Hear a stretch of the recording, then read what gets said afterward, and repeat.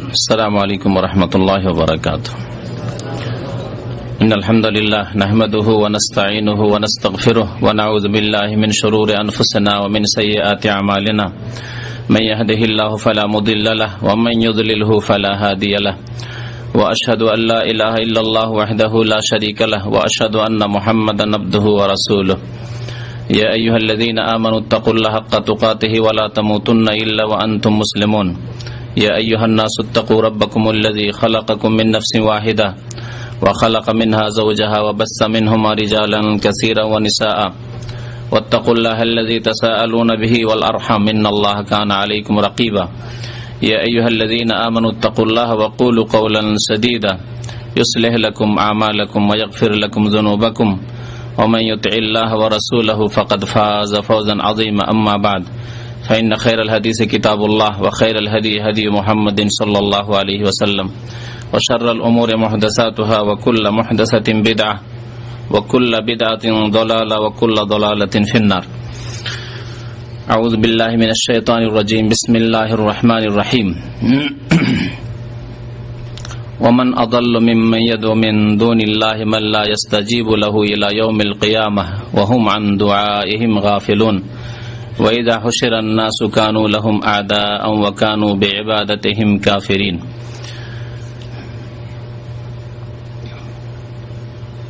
মহান আল্লাহ সমস্ত প্রশংসা যে আল্লাহ পাক রব্বুল আলামিন একমাত্র আমাদেরকে তার ইবাদত বন্দেগীর জন্য সৃষ্টি করেছেন। তিনি সৃষ্টিকর্তা, তিনি রিজিক দাতা, তিনি আমাদের সবকিছুর মালিক। যা কিছু আমরা পাই তার পক্ষ থেকে। তিনি হায়াতের মালিক, তিনি আমাদের মওতের মালিক, তিনি একমাত্র দাতা। সুতরাং একমাত্র তার ইবাদত বন্দেগী আমাদেরকে করতে হবে।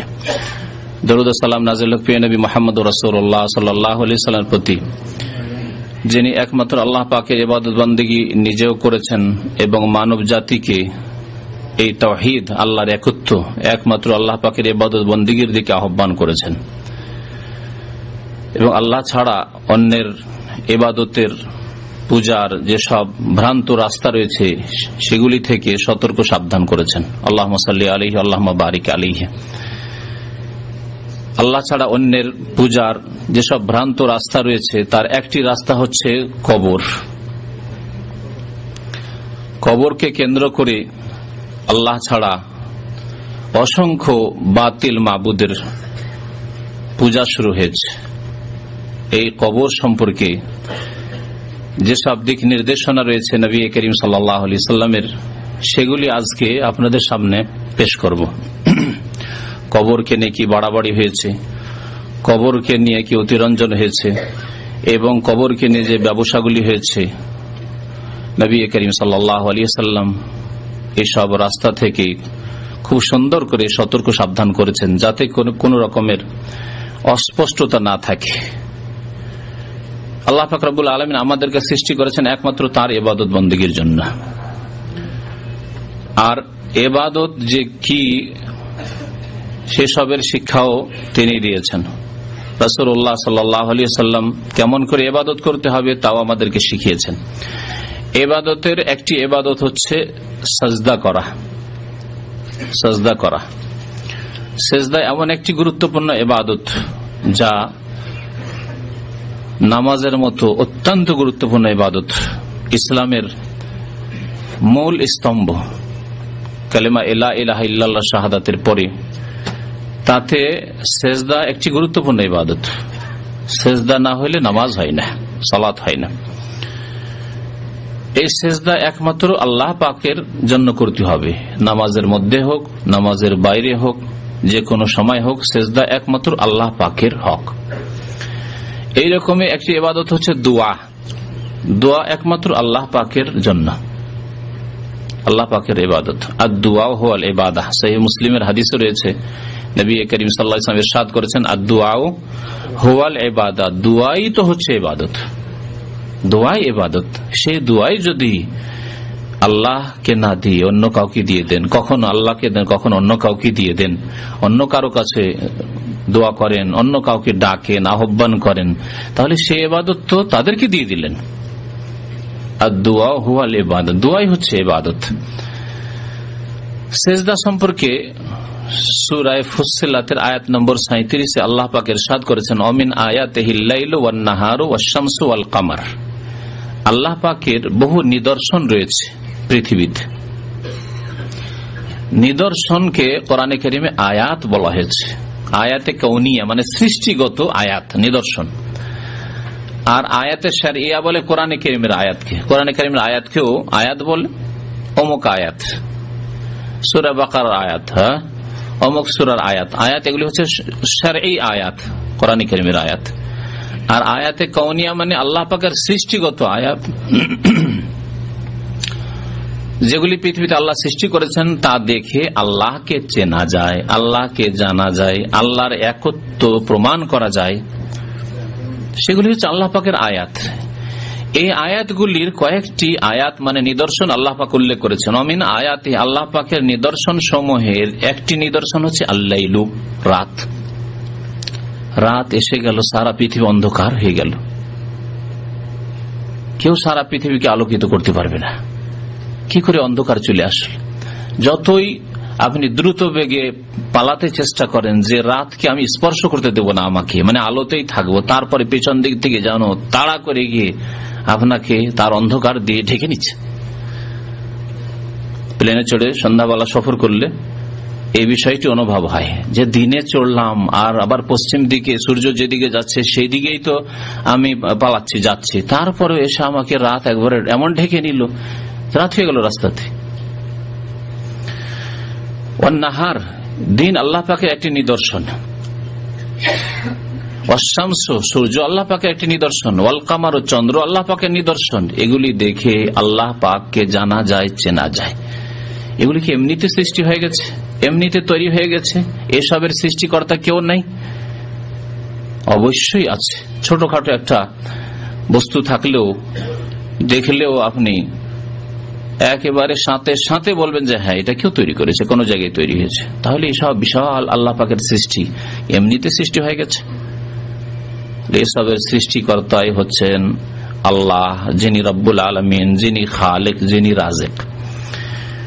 সুতরাং লা তাসজুদু লিশ-শামসি ওয়ালা লিল-কামার, তোমরা সূর্যকেও সিজদা করিও না আর চন্দ্রকেও সিজদা করিও না। আল্লাহ পাকের এগুলি নিদর্শন, আল্লাহকে চেনার উপায়। এগুলি রব নয়, এগুলির মাধ্যমে রবকে চেনবে। ওয়াসজুদু লিল্লাহিল্লাযী খালাকাহুন্না, সেই সত্তাকে সিজদা করো যিনি এ সমস্ত বস্তুকে সৃষ্টি করেছেন। কয়েকটি আল্লাহ বড় বড় সৃষ্টি উল্লেখ করে দিয়ে বাকি সৃষ্টির দিকে ইঙ্গিত করে দিয়েছেন। সব কিছুকে আল্লাহ পাক সৃষ্টি করেছেন, সুতরাং তাকেই তোমরা সিজদা করবে। ইন কুনতুম ইয়াহু তা'বুদুন, যদি তোমরা একমাত্র তার ইবাদত বন্দেগী করতে চাও, যদি তোমরা তার ইবাদত বন্দেগীকারী হও, আল্লাহ পাকের ইবাদত যদি করতে চাও, তাহলে একমাত্র আল্লাহ পাককে সিজদা করবে। তাহলে সিজদা আল্লাহকে করতে হবে। নবী করিম সাল্লাল্লাহু আলাইহি ওয়াসাল্লাম সিজদা সম্পর্কে কি বলেছেন? যে পৃথিবীতে কোন ব্যক্তি যদি অপর ব্যক্তিকে সিজদা করার অনুমতি পেত, লাউ কুনতু আমরু আহাদান আন ইয়াসজুদা লি আহাদিন লা আমারতুল মারআহ, আমি যদি কোন ব্যক্তিকে সিজদার অনুমতি দিতাম অন্য কারো জন্য, লা আমারতুল মারআতা, তাহলে স্ত্রীকে, নারীকে আদেশ করতাম, অনুমতি দিতাম, আন তাসজুদা লি যাওজিহা, যে তুমি তোমার স্বামীকে সিজদা করতে পারো। সিজদা হচ্ছে তাজিমের সিজদা, সম্মানের সিজদারও যদি অবকাশ থাকতো তাহলে স্বামীকে সিজদা করার অবকাশ থাকতো। তাহলে সিজদার কোনো ভাগ নেই, যেই ভাগ বেরেলভিরা করেছে, যেই ভাগ ভারত উপমহাদেশের কবর পূজারীরা করেছে, যে সিজদা হচ্ছে দুই প্রকার, সিজদা ইবাদত আর সিজদা তাজিমি। সিজদা ইবাদত আল্লাহর জন্য, আর সিজদায়ে তাজিমি ওলিয়ার জন্য, কবর মাজারে করা যাবে। আর এইভাবে সংসার সৃষ্টি করেছে। দেখো আদম আলাইহিস সালামকে ফেরেশতারা সিজদা করলো, আমরা করলাম তো কি হলো? আদম আলাইহিস সালামের জামানার ধর্ম কি এখন আছে? ইহুদি ধর্ম, খ্রিস্টান ধর্ম মেনে যদি জাহান্নামে যেতে হয়, নবী করিম সাল্লাল্লাহু আলাইহি সাল্লাম বলছেন যে আমার কথা শোনার পরেও যদি ইহুদি খ্রিস্টান যদি সুম্মা লা ইউমিনু, আমার প্রতি ঈমান না নিয়ে আসে, তাহলে ইল্লা কানা মিন আহলিন নার, সে জাহান্নামী হবে। নবী সাল্লাল্লাহু আলাইহি ওয়াসাল্লাম যদি একথা বলেন যে ওয়াল্লাহি, আল্লাহর কসম করে বলছে, লাউ কানা মূসা হাইয়ান, মূসা আলাইহিস সালাম যদি এখন জীবিত থাকতেন আমার জামানায়, আমার নবুয়ত রিসালাতের জামানায়, মা ওয়াসিয়াহু ইল্লা ইত্তিবাই, তাহলে আমার অনুসরণ করা ছাড়া তার কোনো উপায় ছিল না, কোনো মুক্তি ছিল না। সুবহানাল্লাহ। তাহলে আদম আলাইহিস সালামের জামানার কথা, আদম আলাইহিস সালামকে সেজদা করেছেন ফেরেশতারা, সুতরাং আমরা যদি ওলিয়া ওলিকে সেজদা করলাম, এইসব সংশয়, এগুলি শয়তানের ওহী, শয়তান কুমন্ত্রণা দিয়ে বিভ্রান্ত করেছে। তখনকার বহু মাসলা মাসাইল ছিল, সেগুলির উপরে কেন আমল করেন না এই বিদাতি কবর পূজারীরা? তখন ভাই বোনকে, আপন ভাই বোনকে বিয়ে করতো না? আদম আলাইহিস সালামের ছেলে মেয়ে, এক ছেলে আর এক মেয়েকে বিয়ে করবে আজকাল কবর পূজারী বেরেলবিরা। এরকম বহু বিষয় রয়েছে, সামনের দিকে একটু এগিয়ে চলে আসেন, জায়গা পেছনে কম হচ্ছে। তো আল্লাহ পাকের তখন আদেশ ছিল যে উসজুদুলি আদমা, ফেরেশতা তোমরা আদমকে সেজদা করো, এইটি আল্লাহ পাকের ইবাদত ছিল, কারণ আল্লাহ পাক আদেশ করেছেন। সে আল্লাহ পাক বলছেন লা তাসজুদু লিশ-শামসি ওয়ালা লিল-কামার, সূর্য চন্দ্রকে সেজদা করবে না, ওয়াসজুদু লিল্লাহিল্লাযী খালাকাহুন্না, কোরআনুল কারীম আল্লাহ পাক বলছেন যে তোমরা এসবের সৃষ্টিকারীকে কি করো, সেজদা করো। তাহলে এটি হচ্ছে ইবাদত যে একমাত্র আল্লাহ পাককে সেজদা করবে। দোয়াও একমাত্র আল্লাহর জন্য। এই দুই একটি আয়াত এই জন্য বলছি কবর সংক্রান্ত যদি আলোচনা, কারণ কবরের কাছে এগুলি হয়, কবর মাজারকে, যেই কবরগুলিকে মাজার নাম দেওয়া হয়েছে সেগুলিকে সেজদা করা হয়, আর সেগুলিতে গিয়ে তাতে যারা রয়েছে তাদের কাছে দোয়া করা হয়, তাদেরকে ডাকা হয়, ইয়া গাউসুল আজম। সেখানে গিয়েও না, দূর থেকেও, হাজার হাজার মাইল দূর থেকেও ডাকা, ইয়া গাউসুল আজম মাদদ, আব্দুল কাদের জিলানীকে ডাকছে। ইয়া খাজা বাবা মাদদ, সুদূর বাংলাদেশ থেকে খাজা মঈনুদ্দিন চিশতিকে ডাকছে। এই ডাকা, ইয়া খাজা বাবা মাদদ, সাহায্য করো, ইয়া গাউসুল আজম মাদদ, ইয়া হাসান ইয়া হুসাইন শাইআন লিল্লাহ, ইয়া আলী শাইআন লিল্লাহ, এসব হচ্ছে দোয়া। নবী সাল্লাল্লাহু আলাইহি ওয়াসাল্লাম কি বলেছেন? আর দোয়াও হুয়াল ইবাদত, দোয়াই হচ্ছে ইবাদত। তাহলে এরা কি করলো? এদের ইবাদত করলো, এদের ইবাদত করলো, যাদেরকে ডাকলো, আহ্বান করলো, তাদের ইবাদত করলো। আল্লাহ পাক ইরশাদ করেছেন সূরা জিনের আয়াত নম্বর 18-তে, ওয়া আন্নাল মাসাজিদা লিল্লাহি ফালা তাদউ মা'আল্লাহি আহাদা, নিশ্চয় মসজিদ সমূহ আল্লাহর জন্য, একটি অর্থ এর। আর একটি অর্থ হচ্ছে মাসাজিদ সিজদার স্থান আল্লাহর জন্য, মসজিদই হচ্ছে সিজদার স্থান, এই জন্য মসজিদকে মসজিদ বলা হয়। সিজদার স্থান আল্লাহর জন্য, এ সারা পৃথিবী আল্লাহর। সুতরাং কাকে সেজদা করবে? ফালা তাদউ মা'আল্লাহি আহাদা, আল্লাহ ছাড়া কাউকে সেজদাও করবে না, আল্লাহ ছাড়া কারো কাছে দোয়াও করবেন না। প্রথম অংশে আল্লাহ সেজদার কথা বললেন, মাসাজিদুলিল্লাহ, আল্লাহর মসজিদ। আর ফালা তাদউ মা'আল্লাহি আহাদা, যেমন সেজদার হুকুম তেমনি দোয়ার হুকুম, দোয়ার বিধান। সেজন্য আল্লাহ পাক বলছেন আল্লাহর সাথে আর কাউকে আহ্বান করবে না, কারো কাছে দোয়া করবে না। ফালা তাদউ মা'আল্লাহি আহাদা। তাহলে শিরক কুফরি মানে এই নয় যে আল্লাহকে ডাকে না, শুধু গায়রুল্লাহকে ডাকছে, পীরকে ডাকছে, জিলানীকে ডাকছে, চিশতিকে ডাকছে, এটি শিরক কুফরি শুধু না, এটি তো শিরক কুফরি আছে। মা আল্লাহ, আল্লাহর সাথে, মানে আল্লাহকেও ডাকছো, আর জিলানী চিশতিকেও ডাকছো, হাসান হোসেনকেও ডাকছো, এ হচ্ছে শিরক। ভাগ করে দেওয়া, কিছু আল্লাহকে দিলাম, কিছু এদেরকে দিলাম, কিছু সেজদা আল্লাহর জন্য, নামাজের সেজদা আল্লাহর জন্য, মাজারে গিয়ে ওরসের সেজদা পীর ওলির জন্য, বাবার জন্য। দোয়া মোনাজাত যখন করলাম, মসজিদে করলাম, আরাফায় করলাম, তো আল্লাহর কাছে। আর যখন কবর মাজারে ওরসে গেলাম, বা যখন বেশি বালা মুসিবতে পড়লাম, তখন পীর বাবার কাছে। ফালা তাদউ মা'আল্লাহ, আল্লাহর সাথে অন্য কাউকে আহ্বান করিও না, অন্য কাউকে ডাকিও না, অন্য কারো কাছে দোয়া করিও না আল্লাহর সাথে। কত স্পষ্ট আয়াত আল্লাহ পাক রব্বুল আলামিনের, যে একমাত্র আল্লাহকে ডাকতে হবে। আর আল্লাহ পাক এদের অজ্ঞতার কথা উল্লেখ করেছেন, যারা আল্লাহর সাথে অন্যকে ডাকে, অন্যর কাছে আহ্বান করে, অন্যর কাছে দোয়া করে, তাদের সম্পর্কে আল্লাহ বলছেন ওমান আযাল্লু মিম্মান ইয়াদউ মিন দুনিল্লাহ, ওদের চাইতে আর অধিক পথভ্রষ্ট। আযাল্লু ইসম তাফজিলের সেগা, দল মানে হচ্ছে পথভ্রষ্ট, আর আযাল্লু মানে ওর চাইতে বড় পথভ্রষ্ট আর কেউ নেই। ওমান আযাল্লু মিম্মান ইয়াদউ মিন দুনিল্লাহ,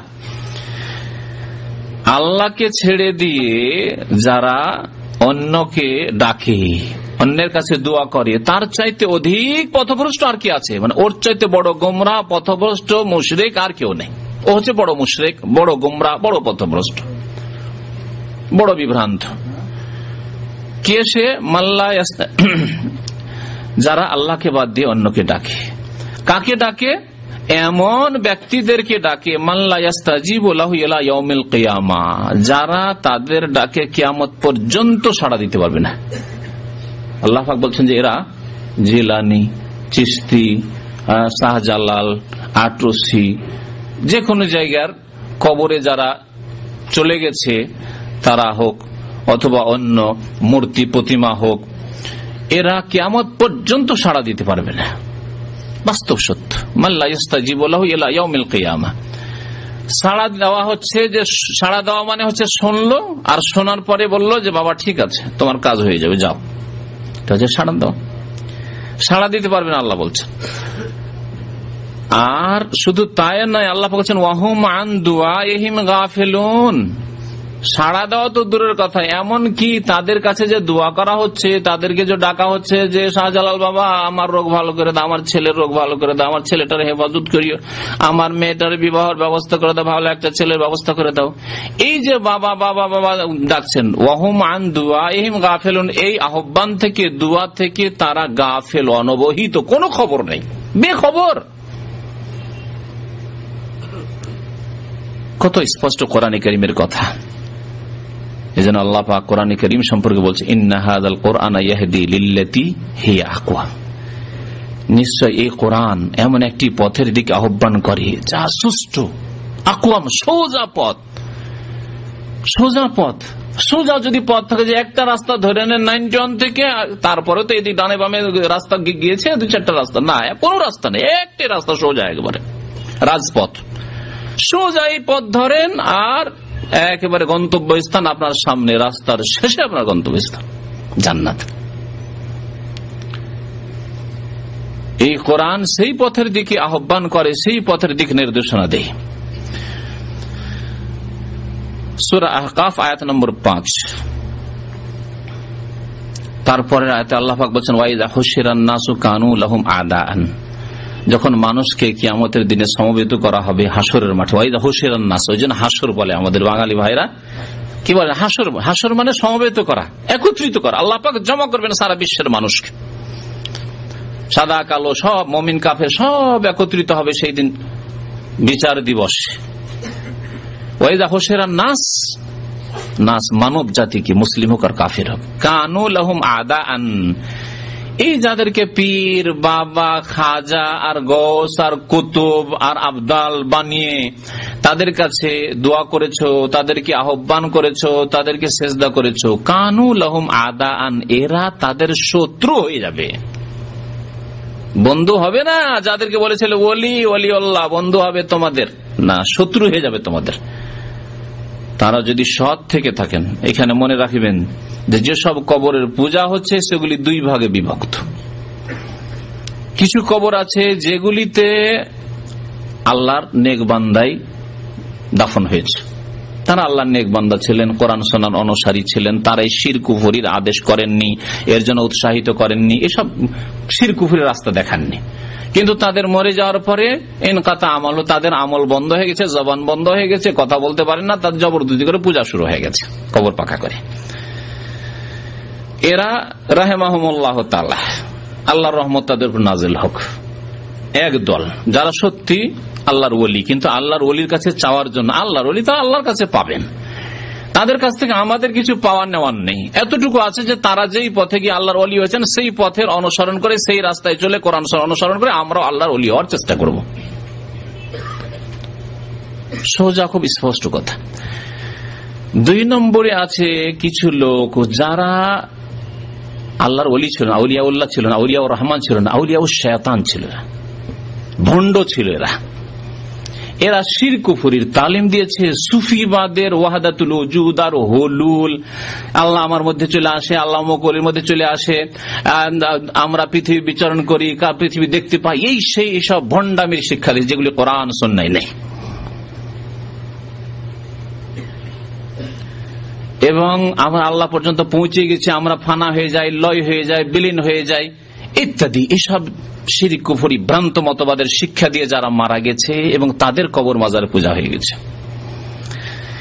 এদের সম্পর্কে কোরআনে কারীমের ওই আয়াত ফিট হবে যে আয়াতে আল্লাহ পাক বলে এদের সম্পর্কে এবং মূর্তিগুলি সম্পর্কে, প্রতিমা সম্পর্কে। আল্লাহ পাক বলছে ইন্নাকুম ওয়া মা তা'বুদুনা মিন দুনিল্লাহি হাসাবু জাহান্নাম, নিশ্চয় তোমরা হে মুশরিকরা, পৌত্তলিকরা, হে কবর পূজারীরা, হে কবরে সেজদাকারীরা, হে আল্লাহ ছাড়া অন্যের কাছে দোয়াকারীরা, ইয়া গাউসুল আজম মাদাদ, ইয়া খাজা বাবা মাদাদ, এসবকারীরা, ইন্নাকুম তোমরা ওয়া মা তা'বুদুনা মিন দুনিল্লাহ, আল্লাহকে বাদ দিয়ে যেসবের তোমরা ইবাদত পূজা করেছো, এই ভণ্ডদের যারা ওয়াহদাতুল ওজুদ আর হুলুল শিখিয়েছে, বায়েজিদ বোস্তামি আর হোসেন মানসুর হাল্লাজ আর ইবনে আরবি, এই ধরনের যারা ভণ্ড, যারা শিরক কুফরির তালিম দিয়েছে, রুমি, এইরকম যারা শিখেছে, শিরক কুফরির তালিম দিয়েছে আর মারা গেছে, তাদের কবরের পূজা করেছো, তারাও ইন্নাকুম ওয়া মা তা'বুদুনা মিন দুনিল্লাহ, তোমরা এই পূজাকারীরা আর তোমরা যেসব ভণ্ডদের পূজা করেছো, তাদের কবর পূজা করেছে, সেজদা করেছো, দোয়া করেছো তাদের কাছে, হাসাবু জাহান্নাম, জাহান্নামের তোমরা জ্বালানি হবে, ইন্ধন হবে। হাসাব মানে হচ্ছে ইন্ধন, জ্বালানি। আনতুম লাহা ওয়ারিদুন, তোমরা সকলে জাহান্নামে যাবে, সেই জাহান্নামের ঘাটে নামতে হবে তোমাদেরকে, ওয়ারিদুন।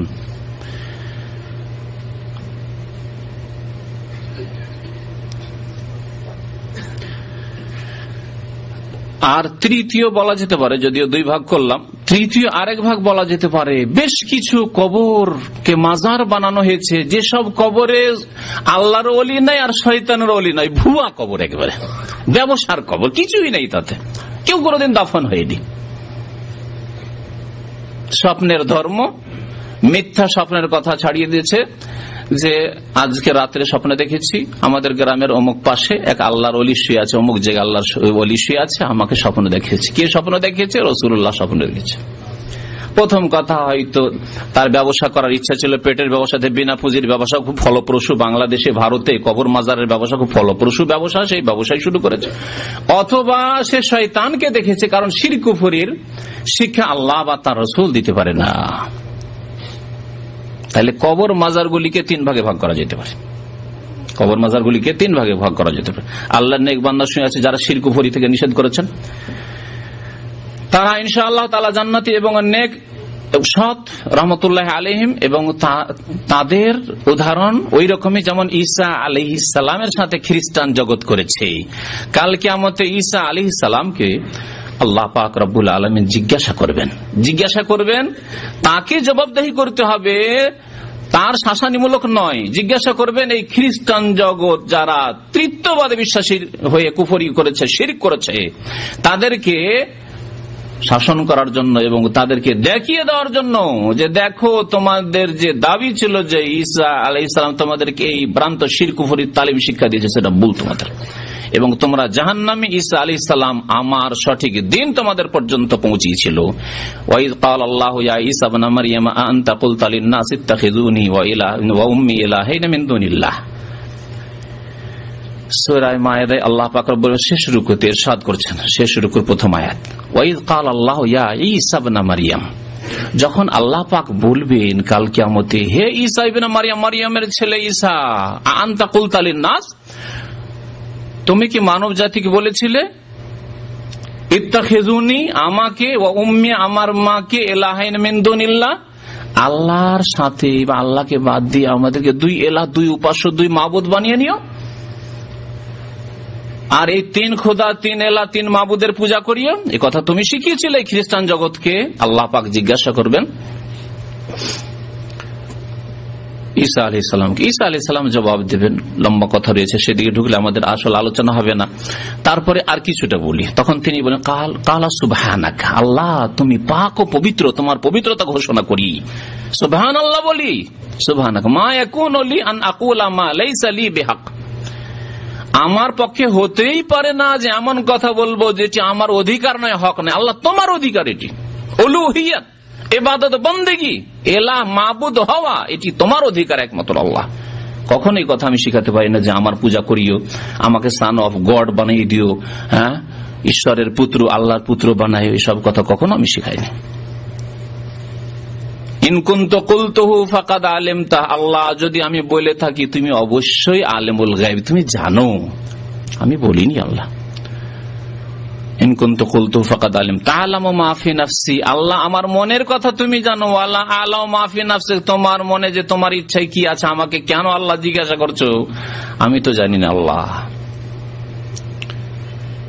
তারপরে আল্লাহ পাকের কাছে তার দরখাস্ত রয়েছে, ওয়া কুনতু আলাইহিম শাহীদাম মা দুমতু ফীহিম, আল্লাহ আমি যতদিন তাদের মাঝে ছিলাম ততদিন তো আমি সাক্ষী ছিলাম, ততদিন আমি দেখেছি। ফালাম্মা তাওয়াফাইতানি, যখন আমাকে উঠিয়ে নিয়েছো, তাওয়াফা মানে ওয়াফাত দেওয়া হয়, ইন্তেকাল হয়, তাওয়াফা মানে গ্রহণ করে নেওয়া হয়, যখন আকাশে গ্রহণ করে নিয়েছ, আমাকে উঠিয়ে নিয়েছো, কুনতা আনতার রাকিব আলিম, আল্লাহ তুমি এখন দেখাশোনার মালিক, আমি তো কিছুই জানি না কি করে চলাতা পৃথিবীতে।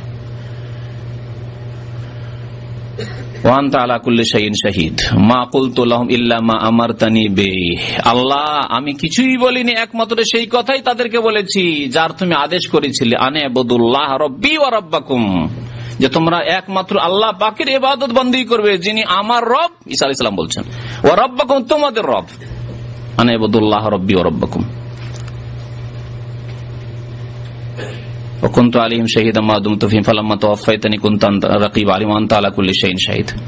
তারপরে দোয়া করছে, ইনতু আযিবহুম ফাইন্নাহু ইবাদুক, আল্লাহ তাদেরকে যদি শাস্তি দাও তো তোমারই বান্দা, তোমারই বান্দা। ওয়া ইন তাগফির লাহুম, আল্লাহ যদি তোমার কাছে মাফ থাকে, মার্জনা থাকে তাদের জন্য, তো আনতা আলা কুল্লি শাইইন কাদির, তাহলে তুমি সর্বশক্তিমান।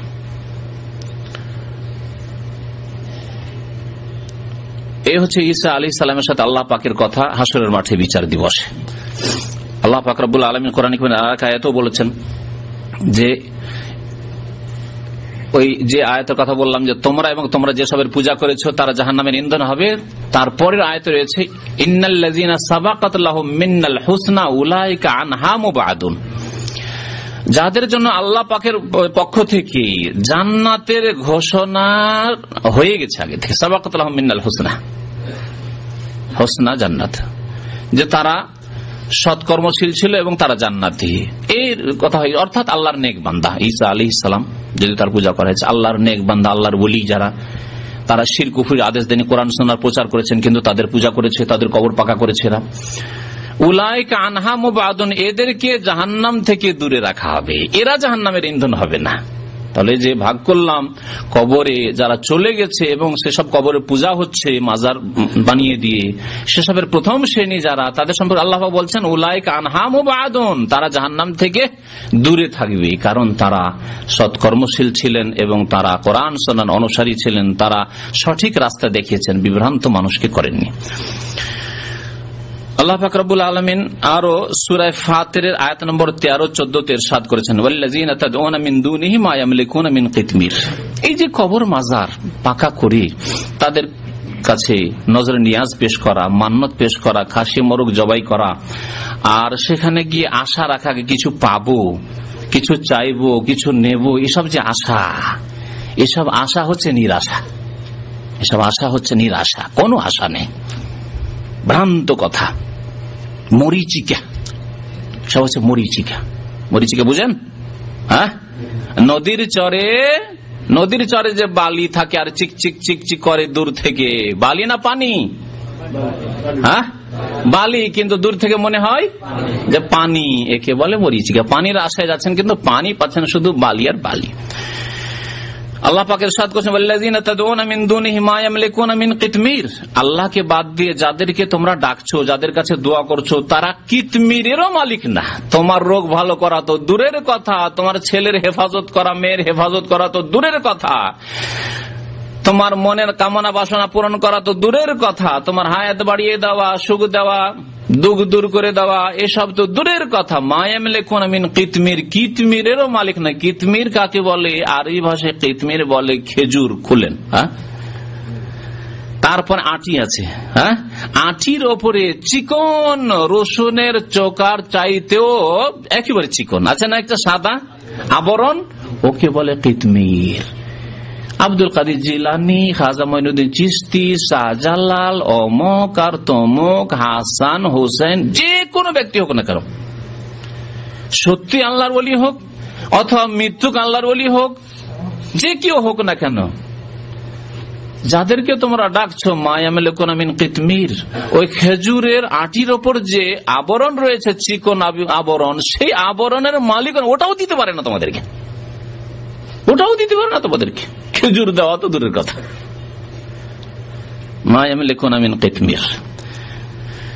তারপরে আল্লাহ পাক বলছেন ইন তাদউহুম, তাদেরকে যদি ডাকো, বলো খাজা বাবা মাদাদ, শাহজালাল বাবা উদ্ধার করো, হ্যাঁ, ইয়া গৌসুল আজম, মহান উদ্ধারকারী গৌসুল আজম জিলানী, শাইয়ান লিল্লাহ, আল্লাহর রাস্তায় কিছু দাও। লা ইয়াসমাউ দুআআকুম, প্রথম কথা তোমাদের ডাক শোনেন না তারা।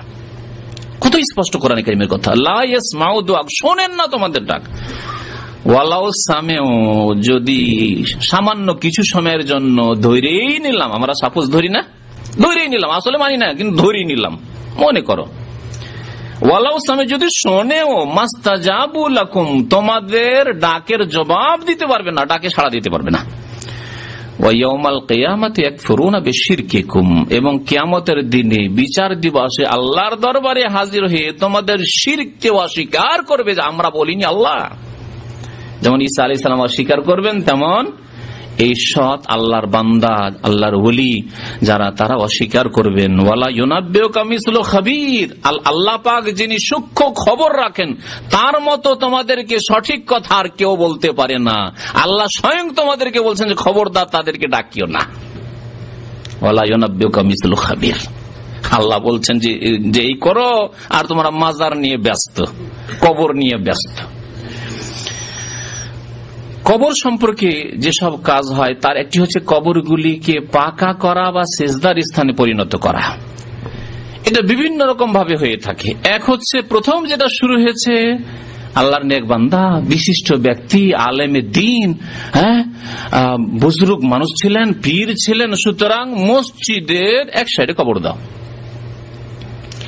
ভারত উপমহাদেশে বা যেসব দেশেই কবর মাজার পূজা শুরু হয়েছে তার প্রথম সূত্রপাত হয়েছে এইভাবে, মসজিদে কবর দেওয়া। মসজিদ আগে থেকে ছিল, মসজিদের বারান্দায় কবর দিয়ে দিল, মসজিদের এক সাইডে কবর দিল, কিছুদিন পরে মসজিদটা বড় করতে হইলো, দিল, বড় করে চারিদিকে নামাজ হচ্ছে, মধ্যখানে কবর, পিছনে কবরকে সামনে করে নামাজ হচ্ছে। আছে না মসজিদ, বহু মসজিদ এরকম, বহু মসজিদ আছে এরকম হয়েছে। এর উল্টো একটা হয়েছে, কবর আগে হয়ে গেছে, এত বুজুর্গ লোক, এত আল্লাহওয়ালা লোক, সুতরাং কি করতে হবে, মসজিদ বানিয়ে দিয়ে ওপর নামাজও পড়বো, তাহলে জিয়ারতের জন্য সেজে প্রস্তুতি নিয়ে আসতে হবে না, 5 ওয়াক্ত জিয়ারত হইতেই থাকবে। দেখবেন অধিকাংশ, বরং সবগুলি বিদাতের ক্ষেত্রে একটি সৎ উদ্দেশ্য অবশ্যই কাজ করেছে, কিন্তু সৎ উদ্দেশ্য হলেও যেহেতু কোরআন হাদিস বিরোধী, সেই জন্য হয় বিদাত, কমের পক্ষে না হলে শিরক। বিদাত কোনদিনই চুরি ডাকাতির মতো খারাপ নিয়তে করা হয়নি, কিন্তু চুরি ডাকাতির চাইতে খারাপ কাজ করেছে বিদাত করে। আল্লাহর ওলিরা, এদের জিয়ারত করা উচিত। বড় বেয়াদবি হচ্ছে যে মাসকে মাস আমরা সেখানে তাদের কবরের কাছে যেতে পারি না, এত কাজ করি, ওই মসজিদ বানিয়ে দিই ওর উপরে, তাহলে মসজিদে 5 ওয়াক্ত মুসল্লিরা আসতেই থাকবে, জিয়ারত হইতেই থাকবে। কবর আগে থেকে ছিল, মসজিদ বানিয়েছে কবরের ওপর, অথবা মসজিদ আগে থেকে ছিল, মসজিদের মধ্যে কবর দিয়ে দিচ্ছে। কাজী নজরুল ইসলাম কবি, আর আমার এই সমালোচনার মানে এই নয় যে শ্রদ্ধা নেই, আপন জায়গায় কবি হিসাবে তার শ্রদ্ধা আছে, কিন্তু তারা আকীদার ইতিম ছিলেন, সঠিক ইসলাম সম্পর্কে তাদের কোনো জ্ঞান ছিল না। তার একটি গীতি, নজরুল গীতি বলে একটি গীতির বই আছে, অনেক কাল আগে পড়েছিলাম, মসজিদের পাশে আমার কবর দিও ভাই, মুয়াজ্জিনের আজান যেন আমি শুনতে পাই, মুয়াজ্জিনের আজান যেন আমি শুনতে পায়। প্রথম কথা, মুয়াজ্জিন আযান তুমি শুনবে কি করে, কোথায় আছে কথা? আর ধরেই নিলাম শুনলে ফায়দাই কি আছে তোমার? কবরে যাওয়ার পরে তোমার আকীদা আমল ফায়দা দেবে, ঈমান, অন্তরের বিশ্বাস আর কাজ কর্ম, ভালো কথা, জিকির, আজকার, তাসবিহ, তাহলিল, ফরজ, নফল, সুন্নত, মুস্তাহাব, ইবাদত, বন্দেগী কাজ দিবে। মানুষের সাথে সদাচরণ, মাতা পিতার সাথে সদ্ব্যবহার, ছেলে মেয়ে স্ত্রীর সাথে সদ্ব্যবহার, মানব জাতির সাথে ভালো আচরণ, এগুলি কাজে আসবে, আমল কাজে আসবে। কবরের জীবন, পরলৌকিক জীবনে না কোনো কিছু শোনা কাজে আসবে, না কোনো সোর্স কাজে আসবে, ব্যাকিং কাজে আসবে, ওইসব কাজে আসবে না। কাজে আসবে সঠিক বিশ্বাস, বিশুদ্ধ আকীদা আর আমলে সলেহ, নেক আমলে। দোয়া করেছে আল্লাহ পাক হিদায়াত করে যাদের আকীদার ইতিম, ও আর আকীদার। তো যাই হোক, কি বলছিলাম, আমরা অন্যদিকে চলেছি, প্রশ্নগুলি একটু পরে করি বা এগুলি আর কি নোট। কি বলছিলাম, কবরবাসী আজান শুনবে, সব ভ্রান্ত আকীদা। আমি দীর্ঘদিন আগে, মদিনা আসার আগে, এক মাদ্রাসার শিক্ষক ছিলাম। তোর পাশে এক মন্ত্রীর বাড়ি, মুসলিম মন্ত্রী, আমাদের পশ্চিমবঙ্গের, আমাদের এলাকা থেকে জিততো, আর খুব প্রভাবশালী মন্ত্রী, একজন গোটা ভারতের রেল মন্ত্রী থেকেছে, অনেকে জানেন। হ্যাঁ, এ গনি খান চৌধুরী, মানে আবুল বরকাত আতাউর রহমান গনি খান চৌধুরী, এত বড় নাম, মানে বাঙালি নাম, সত্যি বাঙালি নাম। তো এই চৌধুরী সাহেবের বাড়ি প্রায় তো উনি থাকতেন না, কিন্তু অন্য হারেসরা থাকতো, সিকিউরিটি থাকতো। পাশে একটি মসজিদ আছে, ওই মসজিদের বারান্দায় পাশে ওর বাবার আবুল হায়াত চৌধুরীর কবর দিয়েছে। মসজিদের মুয়াজ্জিন হচ্ছে বেরেলভী, কবর পূজারী।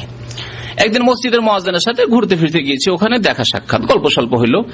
আজান দিয়ে দেখি মুয়াজ্জিন টান দিয়েছে। নামাজ পড়াপড়ি নেই, ডিউটি হচ্ছে আজান দেওয়া। মজার কথা, আজান দিয়ে টান দিয়েছে। জিজ্ঞাসা করলাম, আমরা নামাজ পড়বো মসজিদে গিয়ে, যেহেতু ওখানে মাগরিব হয়ে গেছে। মুয়াজ্জিন সাহেবকে জিজ্ঞাসা, মসজিদের বাইরে চলে যাচ্ছে। মুয়াজ্জিন সাহেব, কোথায় যাচ্ছেন? বলছে, আমার ডিউটি হচ্ছে আজান দেওয়া, আমার ডিউটি হচ্ছে আজান দেওয়া। কারণ মন্ত্রী সাহেব বলেছেন, মন্ত্রী সাহেব সেদিন বাড়িতে ছিলেন, মন্ত্রী সাহেব বলেছেন, প্রভাবশালী মন্ত্রী, এবং মুসলিম জাতির অনেক ফায়দা, অনেক মুসলিম তার মাধ্যমে চাকরি পেয়েছে রেলে, বিভিন্ন ডিপার্টমেন্টে, তার আগে বিদ্যুৎ ছিলেন তিনি। যাই হোক, তো কিন্তু আকীদা, ভ্রান্ত আকীদা। মন্ত্রী সাহেবের অর্ডার যে 5 ওয়াক্ত টাইম টু টাইম আজান হইতে হবে, কারণ আমার আব্বা ওখানে শুয়ে আছে, যতক্ষণ আমার আব্বা আজানটা 5 ওয়াক্ত শুনতে পায়। দেখলেন, তাহলে আমাদের বিদ্যার উৎস হচ্ছে নজরুল গীতি, কোরআন সুন্নাহ নয়। মন্ত্রী সাহেবের বিদ্যার উৎস হচ্ছে নজরুল গীতি। মসজিদের পাশে আমার কবর দিও ভাই, মুয়াজ্জিনের আজান যেন আমি শুনতে পাই, কোরআন সুন্নাহ নয়।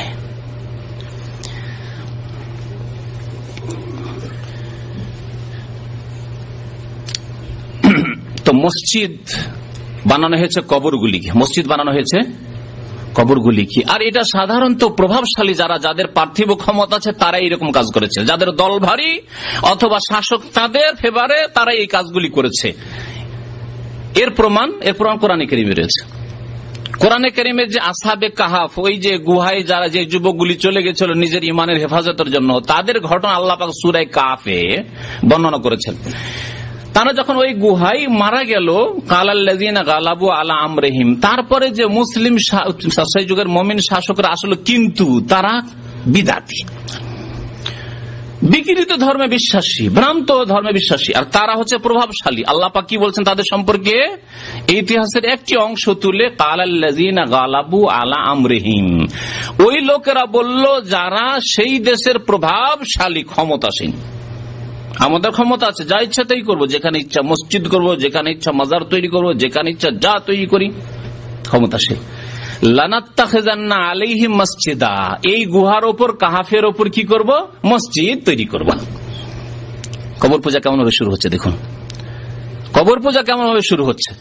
তো যাদের কাছে ক্ষমতা রয়েছে, সংখ্যারই ক্ষমতা হোক, আর ধন দৌলতের ক্ষমতা হোক, আর প্রশাসনের ক্ষমতা হোক, যে কোনো ক্ষমতা হোক, এরাই কিন্তু এই কাজগুলি করেছে, মসজিদ তৈরি করা। এই সম্পর্কে ইসলাম কি শিখায় আপনাকে আমাকে? ইসলামের রাসূল আমাদের প্রিয় নবী মুহাম্মদুর রাসূলুল্লাহ সাল্লাল্লাহু আলাইহি ওয়াসাল্লাম কি বলেছেন এই সম্পর্কে শুনুন। আন আয়েশা রাদিয়াল্লাহু আনহা, মা আয়েশা রাদিয়াল্লাহু তাআলা আনহা বর্ণনা করেছেন, قالت বলছেন, লাম্মা ইশতাকান নবী সাল্লাল্লাহু আলাইহি ওয়াসাল্লাম, যখন নবী করিম সাল্লাল্লাহু আলাইহি ওয়াসাল্লাম অসুস্থ হয়ে পড়লেন, যাকারাত বাযু নিসাইহি কানিসাতান রাআইনাহা বিআরদিল হাবাশা, তার কয়েকজন বিবি তারা একটি গির্জার কথা উল্লেখ করলেন নবী সাল্লাল্লাহু আলাইহি ওয়াসাল্লামের সামনে, যা তারা দেখেছিলেন হাবশা দেশে, মানে আবেসিনিয়ায়, বর্তমান এরিট্রিয়া যেটাকে বলছে, ইথিওপিয়া ভাগ হয়ে এরিট্রিয়া যেটা হয়েছে সেখানে আসলে সূক্ষ্ম, কিন্তু ইথিওপিয়া বলা হয় তখন বৃহৎ ইথিওপিয়ায়, আর ইথিওপিয়ার একটা অংশ হচ্ছে এরিট্রিয়া। তো এই এলাকা হচ্ছে হাবাসা, লোহিত সাগর পার হলে আপনার জেদ্দার কাছাকাছি, লোহিত সাগর পার হলে ওইদিকে আপনার ইথিওপিয়া আসবে। হাবাসা পুরনো নাম হচ্ছে তার হাবাসা। এই হাবাসা দেশে নাজাসির দেশ, খ্রিস্টান বাদশা ছিলেন, একজন তাদের মুসলিম হয়েছিলেন বাদশা নাজাসি। সেই গির্জার নাম ছিল ইউকালুলাহ মারিয়া, গির্জার নাম ছিল মারিয়া গির্জা। যেমন আজকাল খ্রিস্টানদের মধ্যে মেরি নামটি আছে না, ওই মারিয়াটাই হচ্ছে, মেরিটি হচ্ছে মারিয়ার বিকৃত রূপ। তো গির্জার নাম ছিল মেরি বা মারিয়া গির্জা। ওয়াকানাত উম্মু সালামা ওয়া উম্মু হাবিবা রাদিয়াল্লাহু আনহুমা আতাতা আরদাল হাবাসা, উম্মে সালামা এবং উম্মে হাবিবা রাদিয়াল্লাহু আনহুমা দুইজনে নবী সাল্লাল্লাহু আলাইহি ওয়াসাল্লামের পরে বিবি হয়েছিলেন, উম্মাহাতুল মুমিনিন। তারা তাদের আগের স্বামীদের সাথে হাবাসা হিজরত করে চলে গেছিলেন মক্কার পৌত্তলিক মুশরিক কুরাইশদের জুলম অত্যাচার থেকে বেঁচে থাকার জন্য। যে মক্কা ছেড়ে যদি হিজরত করে চলে যায়, নবী সাল্লাল্লাহু আলাইহি ওয়াসাল্লামের অনুমতিও চলে যেত, এমন একটা দেশ আছে লোহিত সাগরটা পার হয়ে যদি তোমরা চলে যাও, তাহলে সেখানে এই জালেম কাফেররা মক্কার পৌঁছিতে পারবে না, তোমাদের উপর জুলম অত্যাচার করতে পারবে না। সেখানে নাই পরায়ণ বাদশা রয়েছে, সে যদিও খ্রিস্টান, কিন্তু তোমাদের উপর সেখানে জুলম হবে না, যেতে পারো সেখানে। তাদের স্বামীরা চলে গেছেন, স্বামীদের সাথে উম্মে সালামা রাদিয়াল্লাহু তাআলা আনহা, উম্মে হাবিবা রাদিয়াল্লাহু তাআলা আনহা হিজরত করে চলে গেছিলেন আতাতাহা আরদাল হাবাসা ফাযাকারাত মিন হুসনিহা ওয়া তাসাওয়িরা ফিহা। পরে নবী সাল্লাল্লাহু আলাইহি ওয়াসাল্লাম স্বামী হলেন, স্বামীর সামনে এই গল্প করছেন আর বলছেন, এত সুন্দর গির্জা, খুব সুন্দর গির্জা, আর ওয়াতাসাবির সুন্দর সুন্দর ছবি অঙ্কিত রয়েছে, গির্জার মধ্যে সুন্দর সুন্দর ছবি আঁকা রয়েছে। অসুস্থ অবস্থায় নবী করিম সাল্লাল্লাহু আলাইহি ওয়াসাল্লাম মাথাটা একটু উঠালেন, ফাকালা বললেন, উলাইকা এরাই ইযা মাতা মিনহুমুর রাজুলুস সালিহু, কোন নেক ব্যক্তি, সৎ ব্যক্তি, আল্লাহর ওলি ব্যক্তি যদি মারা যেত, তাদের বানাও আলা কবরিহি মসজিদান, তাহলে তার কবরের উপর তারা মসজিদ নির্মাণ করত। তাহলে কবরের উপর মসজিদ নির্মাণ করা এই মুসলিম জাতির বিদাতিরা কার কাছ থেকে শিখেছে? খ্রিস্টানদের কাছ থেকে শিখেছে। যেমন মিলাদ করা, জন্মবার্ষিকী পালন করা কার কাছ থেকে শিখেছে? মিশরের খ্রিস্টান কিপ্তিদের কাছ থেকে শিখেছে। ইতিহাস প্রমাণ করে। যখন ফাতেমি নাম দিয়েছে ওই শাসকদের, কিন্তু তারা ফাতেমা রাদিয়াল্লাহু তাআলার সাথে তাদের কোনো সম্পর্ক নেই, দূরেরও। এরা ছিল রাফেজি শিয়া আর কি কর্মকর্তা। তারা মিশরে যখন তারা শাসক হলো, তখন সেখানে তারা প্রথম মিলাদ জন্মবার্ষিকী শুরু করলো নবী সাল্লাল্লাহু আলাইহি ওয়াসাল্লামের। কি দেখে? বলছে খ্রিস্টান, মিশরের খ্রিস্টানরা 25শে ডিসেম্বরে ঈসা আলাইহিস সালামের যদি জন্মবার্ষিকী পালন করে, আমরা মুহাম্মদ রাসূলুল্লাহ সাল্লাল্লাহু আলাইহি ওয়াসাল্লামের কেন জন্মবার্ষিকী পালন করব না? আমরাও করব। তোরা করতে পারিস, আমরা করতে পারবো না? আমরাও করব। দেখলেন শিক্ষা কোথা থেকে? তেমনি কবরের ওপর মসজিদ তৈরি করা শিক্ষা কোথা থেকে আসলো? হাবাসার খ্রিস্টানরা করতো এরকম, যারা ছিল তখনকার শাসক। নবী সাল্লাল্লাহু কি বললেন? যে যখন সৎ লোক মারা যেত, বানাও আলা কবরিহি মসজিদান, কবরের উপর মসজিদ তৈরি করতো, সেখানে তারা সিজদা করতো, নামাজ পড়তো, ইবাদতবন্দি করতো। সুম্মা সাওয়ারু ফিহি তিলকা সুওয়ার, তারপরে যেই লোকগুলি মারা গেছে, যে কবরগুলি আছে, কবরে চলে গেছে, ওরা দেখতে পাচ্ছে না, ওদের কাল্পনিক ছবি দেয়ালে এঁকে দিত, যাতে করে ছবিগুলি দেখতে পায় যে এই যে ছবিগুলি দেখছো না, এরা এই কবরে দাফন আছে, এরা সব আল্লাহর ওলি। দুটি কাজ করতো। তাহলে দুই শিরক একত্রিত হয়েছিল তাদের মধ্যে। এক হচ্ছে শিরকুল কবর, কবরের পূজা, কবর মসজিদ তৈরি করে, আর এক হচ্ছে শিরকুত তাসাবির, প্রতিমা পুতুল পূজা, ছবি অঙ্কনের মাধ্যমে। পৃথিবীতে যে শিরক শুরু হয়েছে, এই দুই রকমের শিরক শুরু হয়েছে, আর পৃথিবীতে আজ পর্যন্ত এই দুই রকমের শিরক চলতে আছে। পৌত্তলিকদের কাছে রয়েছে পুতুলের পূজা, প্রতিমার পূজা, আর কবর পূজারীদের কাছে রয়েছে কবর পূজা, মাজার পূজা। এই দুই রকমের পূজা চলছে। আর এই দুইটি পূজা এসছে কোথেকে দেখছেন? খ্রিস্টানদের কাছ থেকে, বিজাতি আগের জাতিদের কাছ থেকে। এদের সম্পর্কে নবী করিম সাল্লাল্লাহু আলাইহি ওয়াসাল্লাম কি বললেন? প্রশংসা, ভালো কাজ করেছে, যাক চলবে। বলছেন উলাইকা শিরারুল খালকি ইনদাল্লাহি তাবারাকা ওয়া তাআলা, এরাই হচ্ছে আল্লাহ পাকের নিকটে শিরারুল খালক, সৃষ্টির সর্বনিকৃষ্ট। শাররের জামা হচ্ছে শিরার, শিরারুল খালক শার,